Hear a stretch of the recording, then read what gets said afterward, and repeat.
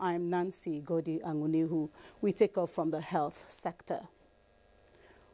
Over 700,000 Nigerians have lost their lives to non-communicable diseases, including heart failures, cancers, and stroke. The prevalent diseases becoming a major source of concern to the nation's human health and development necessitated a stakeholder meeting in Abuja to analyze the non-communicable diseases prevention policies in Africa. Momso Damian Dati reports that participants were drawn across Nigeria. Non-communicable diseases, which are mainly cardiovascular, such as chronic respiratory diseases, cancers, heart diseases, and diabetes, in recent times are posing a leading threat to the human health and development. Presently, Nigeria is contributing to the global burden of non-communicable diseases with an estimate of 792,600 related deaths in 2008 alone.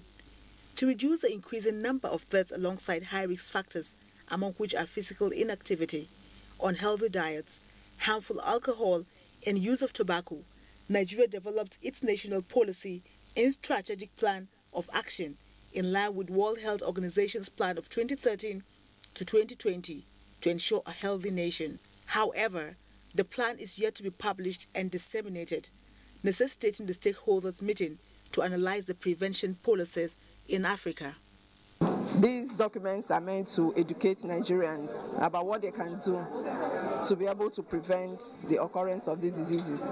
What is called the best buy interventions, strategies to address NCDs that they are not well reflected in the national policies that we have. A multi-sectoral approach is required to tackle the issue headlong, stakeholders maintain. In Abuja, Momso Damian Dati, NTA News. And the underutilization of primary health care centers, especially the rural areas across the country, has raised concerns among experts in the health sector. To this end, non-governmental organizations, the media and medical practitioners are meeting in Abuja for a way forward. And Basi Taitma reports. The primary healthcare facilities usually all rural communities have in form of formal healthcare system. But medical experts regret that some communities do not have access to these facilities, or the facilities are not functioning or put to optimal use. This meeting of National Public Healthcare Development Agency, civil societies and the media has informed this interaction. There might be some issues that you will observe because you are closer to the communities. And we want to hear from people in the communities how we can do a better job of achieving our mandate of delivering high-quality primary health care to our communities. Participants see the interactive forum as a welcome development, noting that it is aimed at addressing challenges of access to healthcare services. But if they keep to their word, the way they're going, I want to believe that the primary health care system will be the primary health care. But the issue is that not all the PHCs can be able to deliver what is expected of them due to certain challenges. Improvement on routine immunization, vaccination and personnel at the PHC were discussed, and the executive director solicited the cooperation of all for the improvement of healthcare services in the country. Basi Taipang, NTA News. On the political scene, the Independent National Electoral Commission, INEC, has formally notified the senator representing Kogi West Senatorial District, Dino Melaye, of the petition by some registered voters from his constituency to recall him.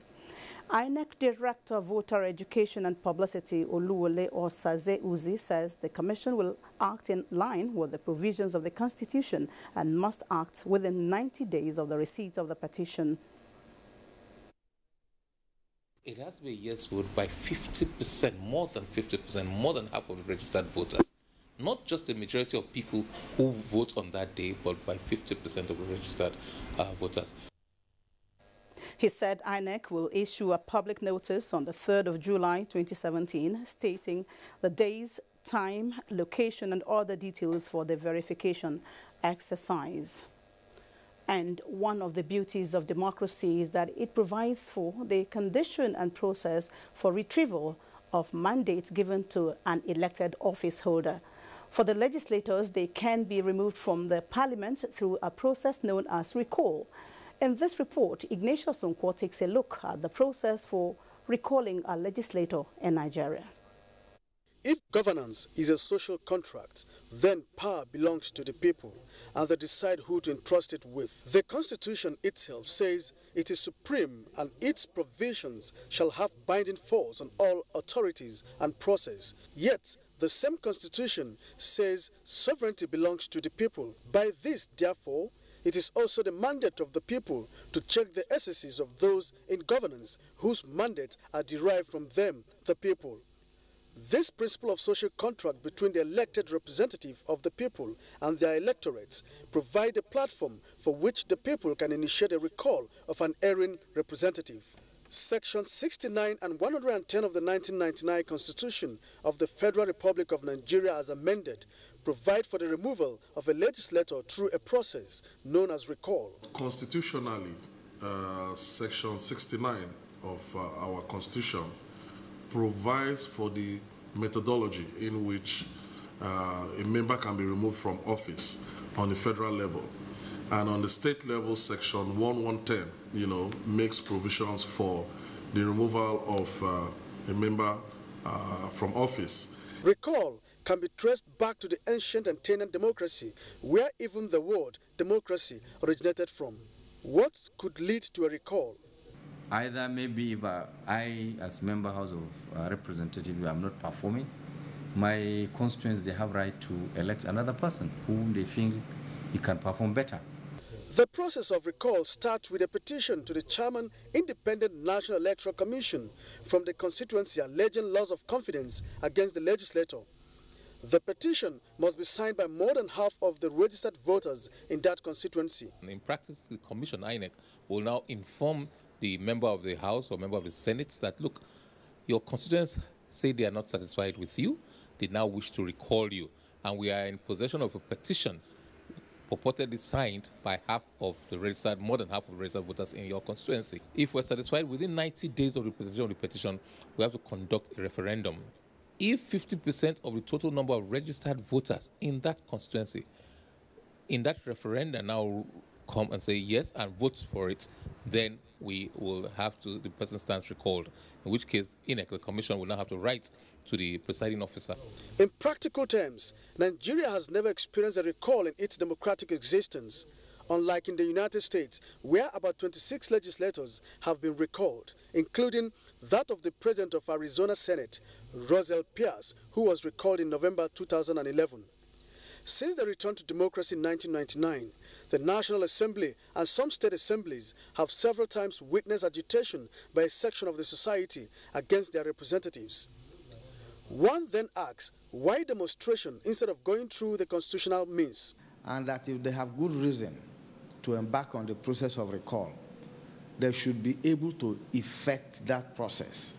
And the only way they can effect that process is to simplify the procedure, but not too simplified to be invoked by people who don't mean well. Recall in Nigeria is seemingly visible only in the text of the Constitution, as what could have been a process of recall has ended up as a demonstration at the entrance of legislative houses in Nigeria. From the National Assembly, Ignatius Onkwo, NTA News. You can watch this news live online via the NTA mobile app, which you can download on your Android device at the Google Play Store or at the Apple Store if you use devices with iOS. Now, Nigeria joins the rest of the world to mark International Widows' Day. Let's now join Jennifer in Lagos for more on this and other stories. Thank you, Nancy. Good evening and a warm welcome to Lagos. As Nigeria joins the rest of the world to mark International Widows' Day, a non-governmental organization in Lagos has taken the events to some widows in Lagos. Ime Odori, who compiled this report on how the group plans to cater for this class of women. The 23rd of June every year is set aside by the United Nations to address the poverty and injustices faced by widows and their children worldwide. Following the loss of a life partner and breadwinner, women often experience life-threatening challenges. denial, and diverse forms of abuses. This informed the International Women's Society to promote the rights of widows and empower them to be self-reliant and contribute to the growth of the society. If they want to train, if they want to trade, if they want to acquire skill, we provide that for them. This organization in Lagos has, however, initiated a program that will assist widows financially. This project was taken to widows at the Onigbogbo area of Lagos. We're not just giving you money to live right now. We're giving you money for the future. So the idea is that you start a business, and the profits from that is what you use to support yourself and your children. A good number of them, they just sit back because of the injustice that they face. But with things like this coming up now, encouraging them, mentoring them, there is hope for them.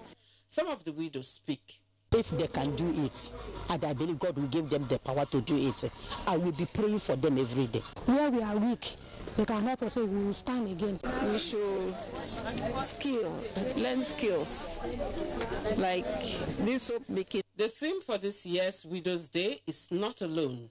They call on government at all levels, individuals and organizations to see the theme as a clarion call for the rights of widows to be enshrined and eliminate all forms of discriminations against widows in the society. Now, the need to ensure sustainable management of ocean and adequate control of the impact of maritime disasters was brought to the fore by the Nigerian Navy. This was at the 2017 World Hydrography Day Conference in Lagos. Annie Daniels has details. Hydrography, experts say, is the science of surveying and charting bodies of water such as seas, lakes and rivers.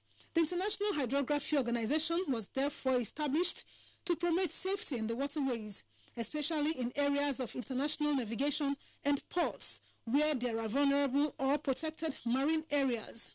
Resource persons from the maritime sector revealed that Nigeria is not immune to various environmental hazards associated with maritime environment.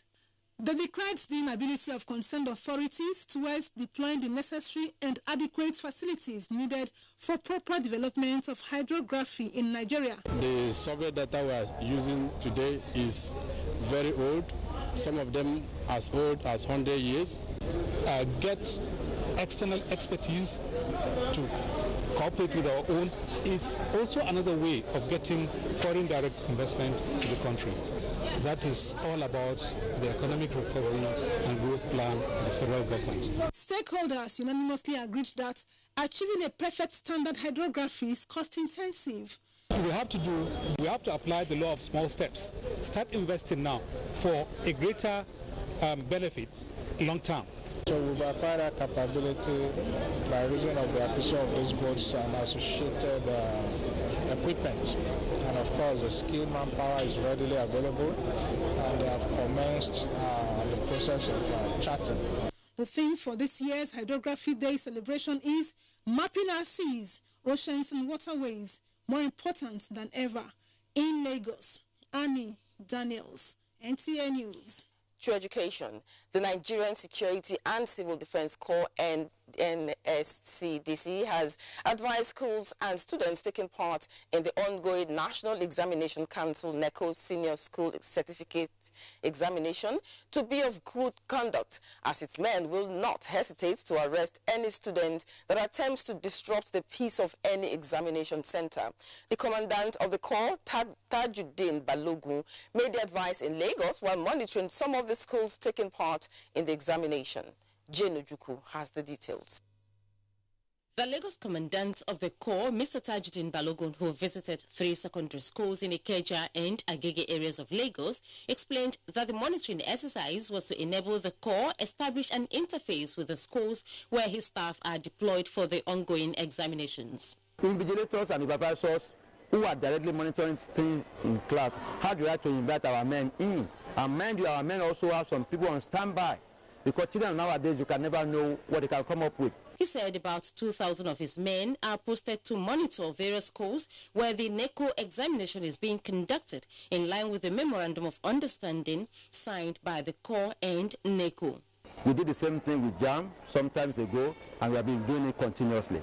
And we want to make sure that we keep up that reputation so that both JAM and NECO will see the goodness in us and they will allow us to continue to do this wonderful exercise. He urged students and other stakeholders involved in the conduct of the examination to abide by the rules and regulations of the assessment, as his men have been instructed to enforce the law if necessary. But the major thing is that the exam will be conducted in a wonderful, conducive environment. Meanwhile, the schools visited by the team were found to be compliant. In Lagos, Jane Ujukwu, NTA News. In line with the present administration's directive to increase revenue generation from film production, the management of the National Film and Video Censors Board has put in place a task force to assist in promoting the contribution of filmmakers. This was disclosed at the inauguration of the task force on unclassified films and video works in Lagos. Nigeria is home to a rich and dynamic creative sector. In spite of this enormous growth potential, piracy is undermining the sector. The Executive Secretary of the National Films and Video Censors Board explained that a newly inaugurated task force has been saddled with the responsibility of clamping down on unclassified films and unlicensed distributors. As one of the representatives of the government is to rekindle the dashed hopes and fertilize the soil for their seed to thrive and reap bountiful harvest from their tools and labor in the sector. The 8-man National Committee is made up of filmmakers, directors, and other stakeholders in the nation's film industry. While addressing the media, the stakeholders decried the deplorable state of the industry. They, however, prefer solution. We need training, we need a lot, and we're reaching out now. That you must challenge your general coordinators. You must encourage them to survive. They need encouragement. We are one of the greatest employers of labor. That cannot be wished away. So government must take this sector very seriously. The stakeholders added that the motion picture industry will continue to thrive when investors are encouraged to invest in bankable projects. Paris efforts to barest minimum and provision of stringent laws will facilitate rapid economic growth in the creative sector. You're still watching Nationwide News. Back to Nancy in Abuja for more. Nancy, over to you. Thank you, Jennifer. Now to the financial sector. The Debts Management Office, DMO, has continued to stabilize the financial system of the country by introducing various instruments to ensure the sustainability of Nigeria's debts. This revelation was made as Good Morning Nigeria this Friday featured the Director General of the Debts Management Office, Victor Azu, has excerpts from the conversation and more. While admitting that the country borrows to fund the budget, the Director General of the Debt Management Office, Abraham Nwankwo, says the loans will be repaid through income-generating projects. Projects have been chosen that will be that allow for cost recovery. For example, tollable roads that can be tolled. So in that case, the project is generating revenue to service the debt. Dr. Nwankwo also stated that Nigeria is the first country in Africa that has been allowed by the United States market to issue a retail bond, noting that this is an indication of the country's integrity in terms of repaying debts. Apart from the introduction of the Eurobond, which we did first in 2011, repeated in 2013, and then in February of this year, we went to the international capital market to borrow part of the external component for funding the budget. We have also, just a few days ago, based on the mandate that was given to us, we had gone for the first time to issue a diaspora bond.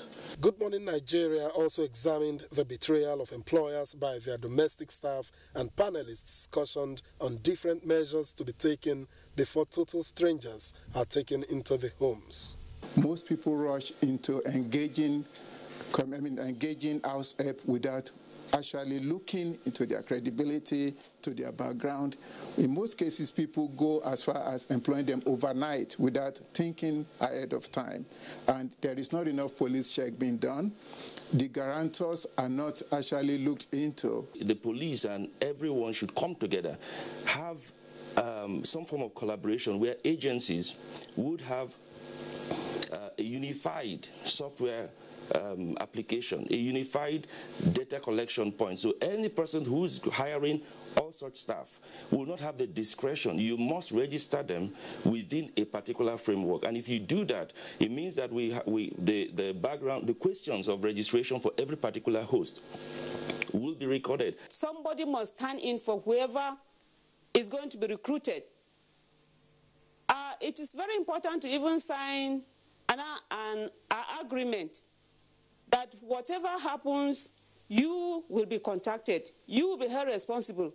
And that guarantor must be somebody who is reliable and elderly, somebody who is trusted, who is known, that can really attest to whoever is going to be recruited.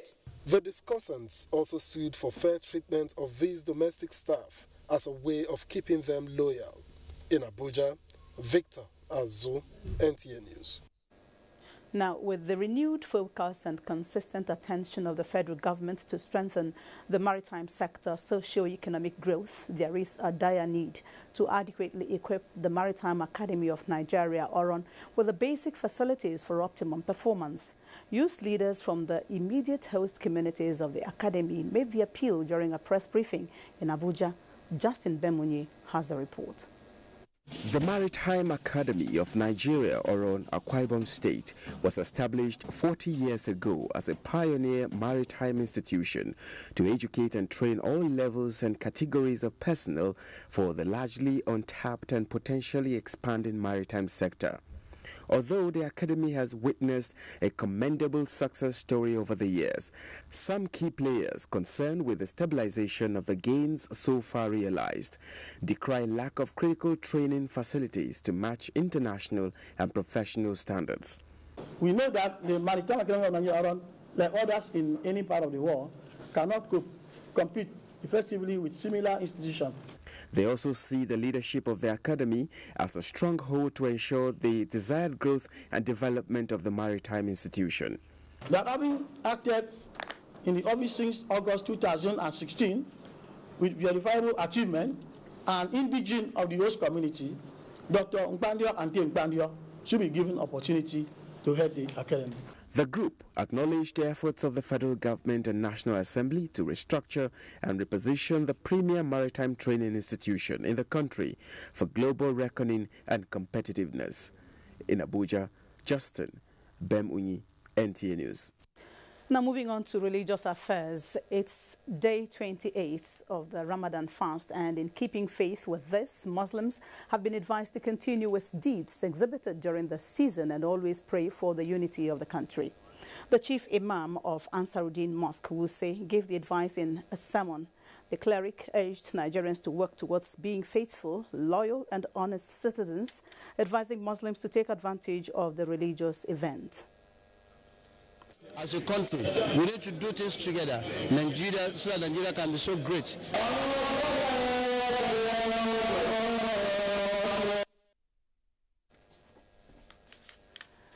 The Nigeria Security and Civil Defense Corps, NSCDC, has deployed 40,000 personnel as well as sniffer dogs nationwide to provide maximum security during Eid al-Fitr celebrations. Commandant General of the Corps, Abdullahi Ghana Muhammadu, assured Nigerians that critical areas such as places of worship, markets, motor parks, shopping malls and recreational centers will be protected. Similarly, he said sniffer dogs, surveillance, monitoring team, ambulances and rescue officers have been deployed to protect critical national assets and infrastructure. He urged the public to be vigilant and security conscious, as well as report suspicious characters and activities in their areas to the nearest security agency, stressing that the collaboration and synergy with sister security agencies will ensure a hitch-free Eid al-Fitr celebration. Abdullahi Ghana Muhammadu warned against inflammatory speeches that may hit the polity.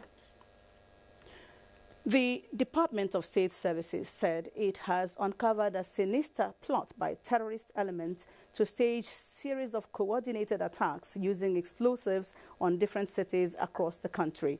The attacks are aimed at soft targets such as markets, public parks, public processions, recreation centers, as well as worship centers, especially the Eid praying grounds.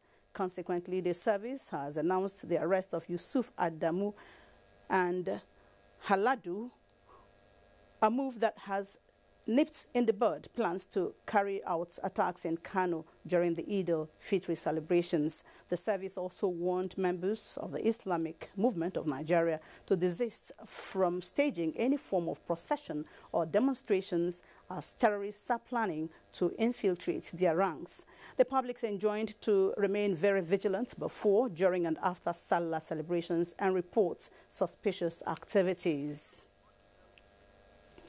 The Borno State Police Command says there will be a restriction of vehicular movement as from Saturday, 24th June 2017 night to after Eid prayers on Sunday, 25th June 2017. The restriction includes even the use of animal for transportation except on essential duties. Muslim faithful are therefore advised to pray at Eid prayer grounds close to their homes. And more on security, we join Sadia in Sokoto for the rest. Thank you, Nancy. Welcome to Sokoto, seat of the Caliphate. Few days to Eid al-Fitr celebration, security agencies in the state have expressed their readiness to combat any criminal act and ensure maintenance of law and order during the period. Sheikh Muhammad Datti reports that the State Commissioner of Police, Muhammad Abdul Qadir, and sister agency of Civil Defense made this known in an interview with NTA News. Commissioner of Police Muhammad Abdul Qadir said apart from the normal arrangement by the police, the command has stationed officers and men at sensitive areas to ensure hitch-free celebration. According to him, 24 hours patrol will be intensified in addition to deployment of non-uniform personnel for intelligence gathering. The details of that episode is that they must make sure that all these mosques, the print centers, are policed and that patrols are done regularly.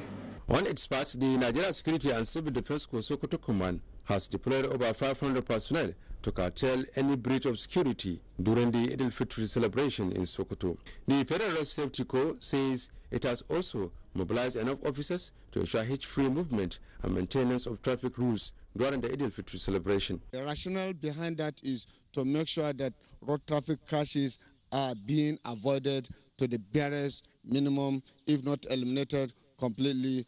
Our patrol teams have started working. Our intelligence team have also started working. We have a very good arrangement to ensure a hitch-free Salah celebration. Festive periods of this nature are usually characterized by activities of hoodlums and heavy traffics. In Sokoto, Sheikh Muhammad Datti, NTA News. Epileptic power supply from Power Holding Company of Nigeria has continued to be a source of concern to residents of Sokoto metropolis. The residents appeal to the authorities concerned to do the needful to ease the problem. Again, Sheikh Muhammad Datti has the story. In Nigeria, like other countries, electricity supply is a basic necessity that affects people's lives in different ways. In Sokoto, residents of some areas say they only enjoy electricity for 3 to 4 hours daily, despite paying exorbitant bills from PHCN. They said the epileptic power supply is badly affecting their lives, especially during the months of Ramadan. So the way that my call to them is to just help us this light, the way they give us light. It's affecting our business because we are using petrol to do our business, and it's a lot of money we are spending in buying fuel. Some other residents complain bitterly about the poor electricity supply, which is making preservation of food items in the refrigerator impossible. They said owners of businesses have now resorted to using generators. When NTA News sought for explanation over the epileptic power supply, officials of the Power Holding Company of Nigeria at the district office in Sokoto declined to comment. However, investigations by NTA News revealed that poor electricity supply to the Sokoto is not unconnected with the obsolete equipment being used by the PHCN to transmit electricity. Hence the need for federal and state governments intervention to address the epileptic power supply in Sokoto. In Sokoto, Show Muhammad Datti, NTA News.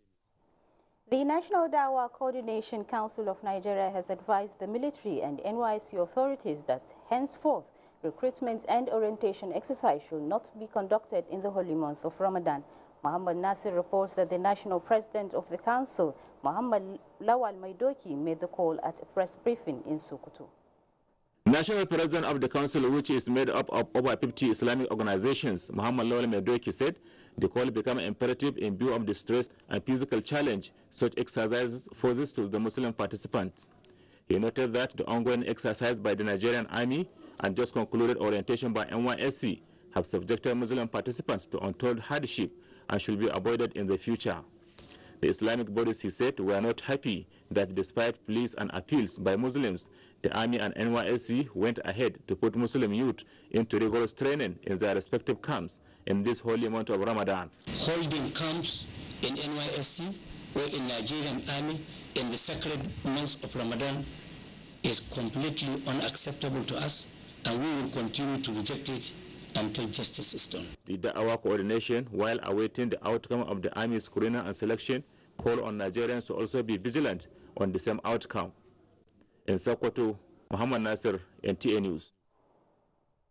That's all from this end. Back to Abuja for the continuation of Nationwide. Thank you, Sadia. Now, a report just reaching us says the Supreme Court has sacked Abubakar Enladi as senator representing Taraba North Senatorial District and ordered him to refund all pay earned on the position within 90 days. Now to some peace talks. A group of Niger Delta youths has lauded all steps taken so far by the present administration in the development of the Niger Delta region. This was at the lecture organized by the United Niger Delta Youths for Development. Adebola Brooksling Sunday was there. There is no nation on the face of the earth that would have the sheer amount of oil and gas resources that we have, and that will not be innovative and creative about its processing and production. Recently, the acting president, Professor Yemi Osinbajo, was in the Niger Delta region where he encouraged the development of modular refinery for the sustainable development of the region. The social, economic and political development of youths of the Niger Delta region. The lecture by the Niger Delta Youths on Peace and Development focused on the adverse effect of militancy and other crimes in the region. Speakers called for proper engagement of the youths based on the commitment of the federal government. Wherever you find violent development will run. It's a coward to violence. And so that's why we are here making statements. We used to agitate, but we have found out by experience that violence does not pay. So our arms are open. We are ready to work with Mr. President to give a chance to the youths of the region to benefit from this good gesture of the President. We need development. The region is begging for development.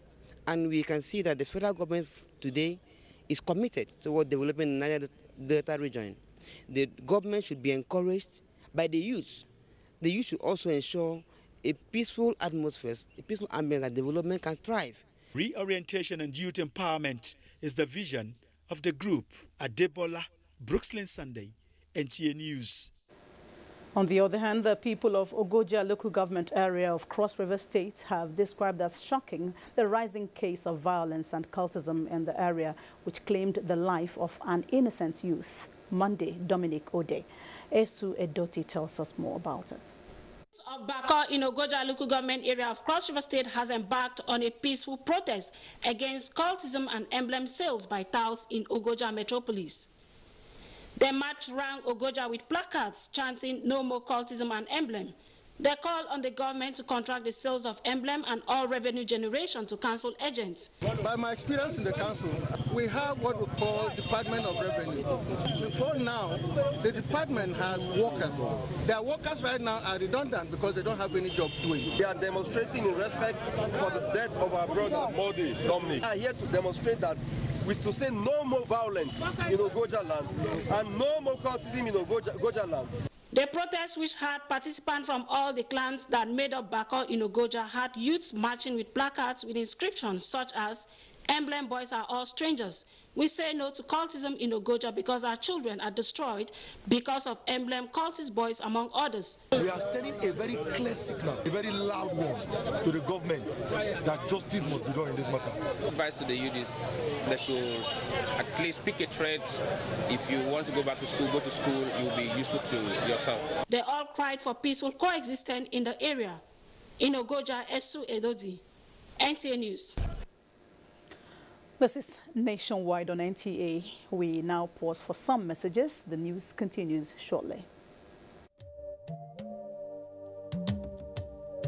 From what we have seen, we have the capacity which we can rapidly develop or feed in ourselves. If we don't import rice, we stop importing corn and other grains, Nigeria will have plenty of money to invest into developing industries, especially manufacturing, textiles and so on, and develop iron and steel, and complement the infrastructure development. So really, the opportunities are virtually limitless, and we are very, very aware of this, and we are prepared to exploit it to the fullest.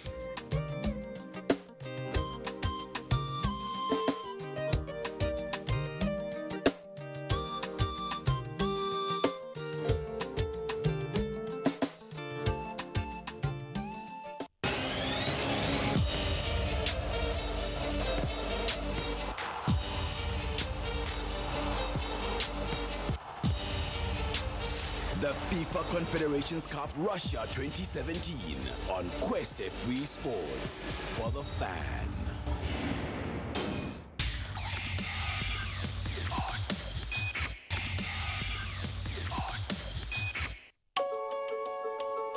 The Future Assured project of the wife of the president, Aisha Muhammad Buhari, is carrying out free medical screening and distribution of food items at various IDP camps, while ensuring the economic empowerment of women through training and skill acquisition. In recognition of her efforts, wives of governors have lent their voices and support. In Kogi State, we feel the impact of Future Assured, especially in women and children. The Future Assured program of Mrs. Aisha Muhammad Buhari, the wife of the president, has been very assuring and still reassuring in Sokoto State. It has impacted positively in the areas of humanity, especially women and children. Supports the Future Assured initiative. Email programs@futureassured.org.ng. Future Assured, promoting and protecting the lives of Nigerian women and children. Imagine being without your phone for 2 weeks. Imagine being without your car for 2 weeks.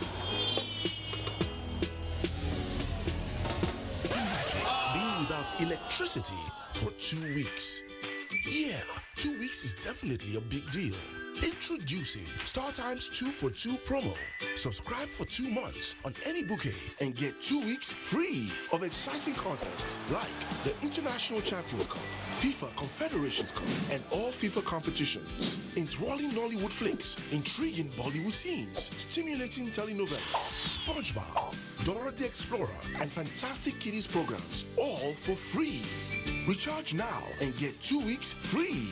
Keep the children and the entire family entertained during this summer holiday. StarTimes. Enjoy digital life. This is The Place.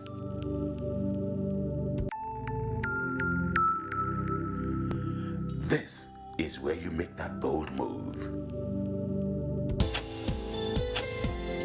This is where it all happens. This is where dreams are made. Join us every Sunday from 6:30 p.m. on NTA and StarTimes. Be part of Nigeria's biggest game show event.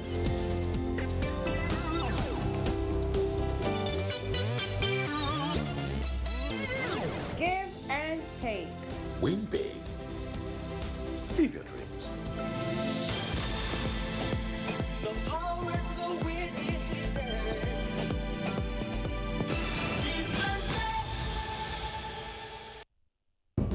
over 25 years, I have been privileged to anchor various programs on television. But the news program that I find most exciting and challenging is The Weekend File. This is largely because of its philosophy of engaging all classes of people, the artisans, politicians, technocrats, captains of industry, and professional analysts on issues that touch all aspects of life and living. In the conversations that follow, you find complexities, different views, ideologies, thought patterns, and individual beliefs. It's quite engaging. We do this Saturdays on NTA Network Service at 9 p.m. It's Weekend File, but you call it Weekend Companion, and it's all about nation building. Join me, Kirian Umayo, and production crew every Saturday for this weekend treat, and I can tell you that it is unmissable. Make it a day.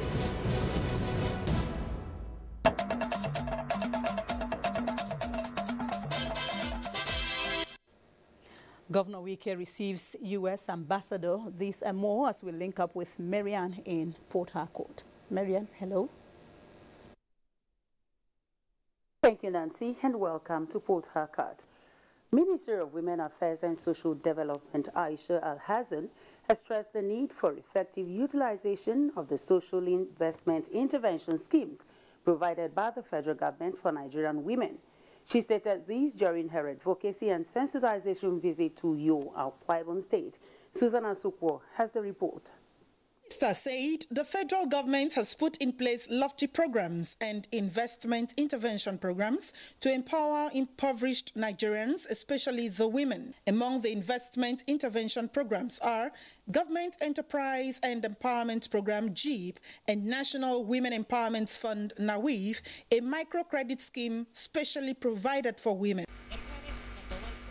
Because once you empower a woman, you have empowered not only the community, not only her home, the community, and the country at large. Commissioner for Women Affairs and Social Welfare, Dr. Glory Edet, who commended the federal government for choosing Akwa Ibom State as one of the pilot states, noted that the National Women Empowerment Fund NAWIF will go a long way in complementing the efforts of the Akwa Ibom State government towards improving the lot of women. The social investment programs mounted by the federal government is coming at the most auspicious time when the present administration in the state is investing a fortune towards the empowerment of women, men, and the vulnerable from the pangs of poverty. A total of 100 women in Akwa Ibom State have benefited from the first phase of the NAWIF program and were presented with loan certificates by the Minister of Women Affairs and Social Development.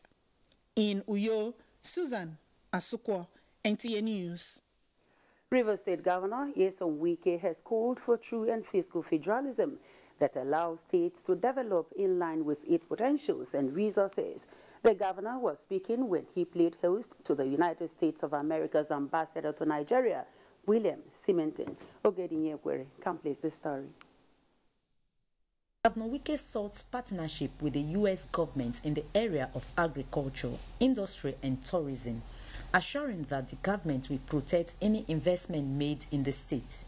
He solicited the establishment of the U.S. Visa Office in Port Harcourt to cater for the needs of South-South and South-East. Governor Wike bemoaned the level of underdevelopment that exists in the Niger Delta region.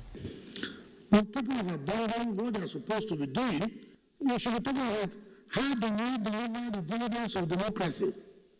Having been given the opportunity to govern for 4 years. The U.S. Ambassador William Simonton said his visit to Government House is to know more about the state and areas his country can partner with the state governments. Nigeria is, was, and will be great. And I expect, absolutely, a superpower and a super partner.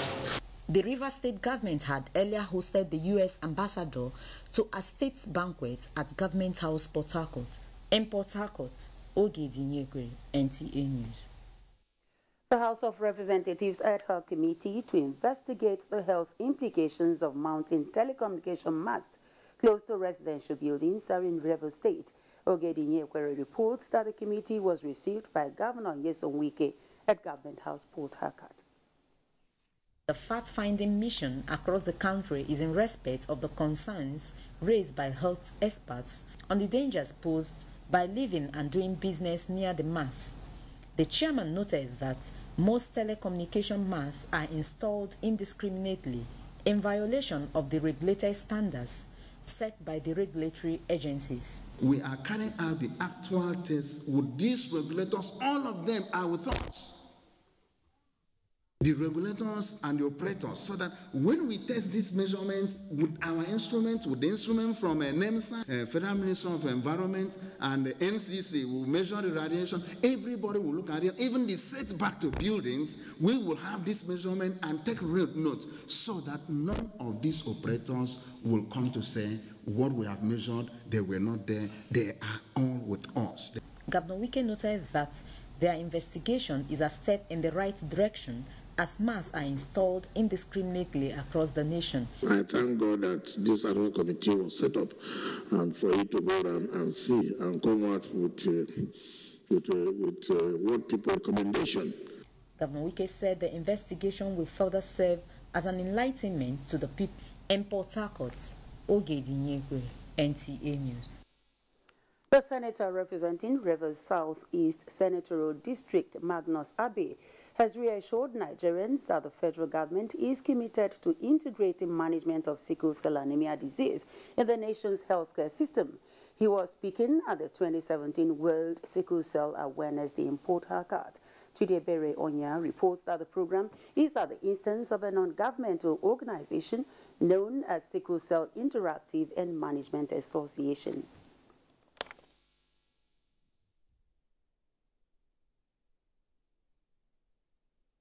For tests.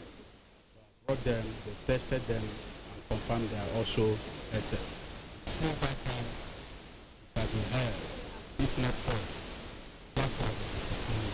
Those were the organizing words of Mr. Umunna Anaba, whose quadruplets are living with the sickle cell disorder, identifying lack of proper awareness as one of the major challenges of the high incidence of the disease in the country. Senator Magnus Abe asserted that the establishment of a stem cell transplant at the University of Benin Teaching Hospital are efforts of the federal government in providing succor for the sufferers. I'm going to arrange a meeting between the Sickle Cell Association of Nigeria and the Senate Committee on Health. Let them brief them, and then let's create awareness. Let people know what is happening. Let them know what is possible for us to achieve in this country. We've been lucky as Nigerians that the first transplant was carried out in the University of Benin Teaching Hospital in 2011. And since then, we've done 3 successful transplants. So it's the procedure where the patient who is a sickle cell disease sufferer, his genotype is changed to become AA. And once that is done, then the patient has a cure. Convener of the program, Ifeoma Ihejika, urged Nigerians to debunk prejudice associated with sickle cell disease, particularly insinuations that the disease is associated with witchcraft.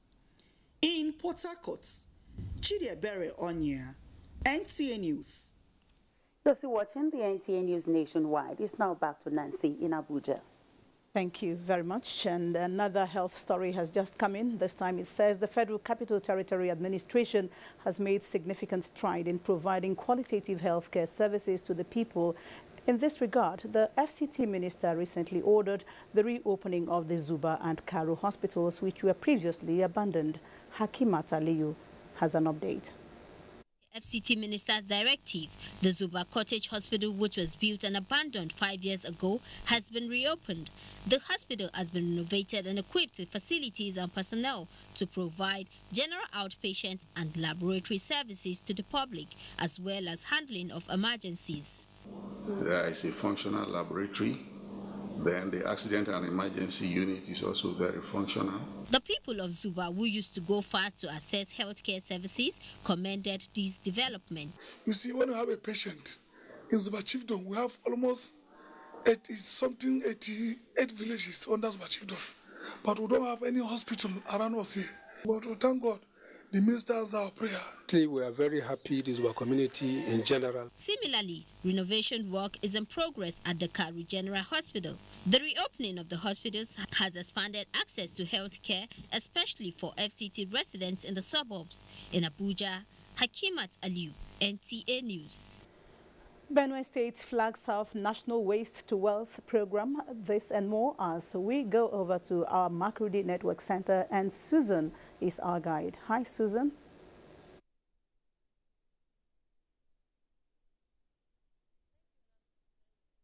Have you join us in Makurdi? The Benue State government has handed over 4 hectares of